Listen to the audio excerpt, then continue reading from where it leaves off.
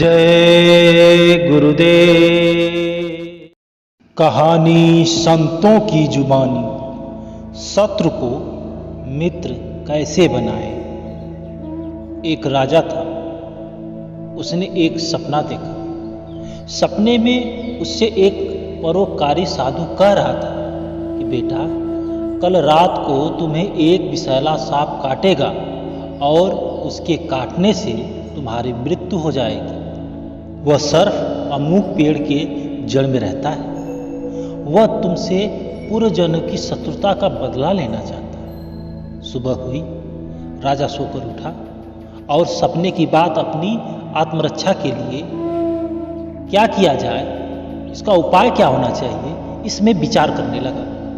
सोचते सोचते राजा यह निर्णय पर पहुंचा कि मधुर व्यवहार से बढ़कर शत्रु को जीतने वाला कोई हथियार नहीं।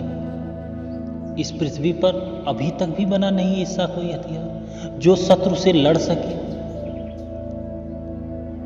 उसने सर्प के साथ मधुर व्यवहार करके उसका मन बदल देने का निश्चय किया।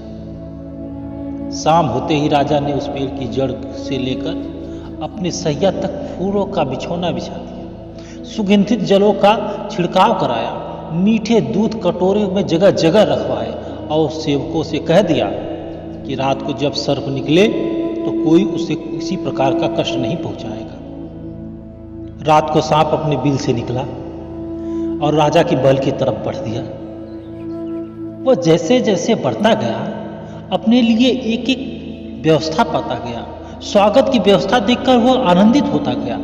कोमल बिछौने, मन भावन सुगंधित स्वाद अनुसार दूध, जगह जगह मीठा, इसको खाते पीते वह आगे बढ़ा। इस तरह क्रोध के स्थान पर संतोष और प्रसन्न के भाव उसमें बढ़ने लगे। जैसे जैसे वह आगे चला गया वैसे वैसे उसके क्रोध कम होने लगे। राजमहल में जब वह प्रवेश करने लगा तो देखा कि प्रहरी द्वारपाल सशस्त्र खड़े हैं, परंतु जरा हानि नहीं पहुंचा रहे। यह असाधारण सी लगने वाले दृश्य को देखकर साहब के मन में स्नेह उमड़ गया। सद्व्यवहार, नम्रता, मधुरता के इस जादू से मंत्र मुग्ध होकर के वो सोचने लगा कि राजा को कैसे काटे। मैं कहां राजा को काटने चला था, परंतु अब उसके लिए अपना कार्य असंभव हो गया था। हानि पहुंचाने के लिए आने वाला शत्रु जिसका ऐसा मधुर व्यवहार है, उस धर्मात्मा राजा को कैसे काटना, यह प्रश्न चल रहे थे उसके मन में। वो दुविधा में पड़ा हुआ था।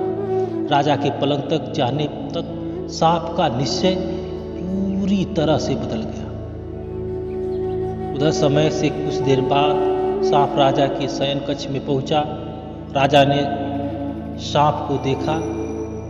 सांप ने राजा से कहा, राजन, मैं तुम्हें काटने के लिए आया हूं। मैं तुम्हें पूर्ण जन्म का बदला चुकाने के लिए आया हूं, परंतु तुम्हारे सौजन्य और सद्व्यवहार ने मुझे परास्त कर दिया है।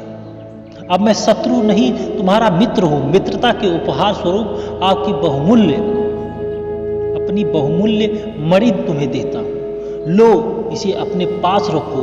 इतना कहकर वह मणि राजा के सामने रखकर सांप चला गया। अतः व्यक्ति व्यवहार कुशल है तो वो सब कुछ पा सकता है जो पाने का वो हार्दिक इच्छा रखता है। जय गुरुदेव।